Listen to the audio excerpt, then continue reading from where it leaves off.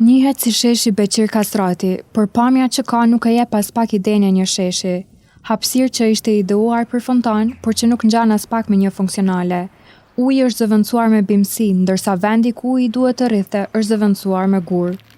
Pak më tej fontana është përfunduar, por uji që jemi mësuar të jetë pa ngjyrë ka marrë pamjen e një pellgu me ngjyrë të gjelbër ku mbeturinat lundrojnë në të. Brenda këtij të ashtë të quajtur i shesh, mund të gjesh pothuajse gjithçka. Ushqim të lënë për gjysmë, libër në mes të rrugës, mbeturina jashtë hapësirave të dedikuara dhe ndriçim të cunguar ku njëra e dritë funksionon ndërsa tjetra ka mbetur në mëshirë të fatit. Por problemi më i madh mbetet infrastruktura rrugore. Edhe pse kjo rrugë përdoret për të arritur më shpejt në destinacion, në praktik kjo mbetet vetëm ide, pasi kursimi i kohës shndrohet në sfidë. Qytetarët detyrohen të devijojnë vazhdimisht për të shmangur gropat, ndërsa biçiklistët dhe automjetët përballen me kalim të vështirë dhe të pasigurt.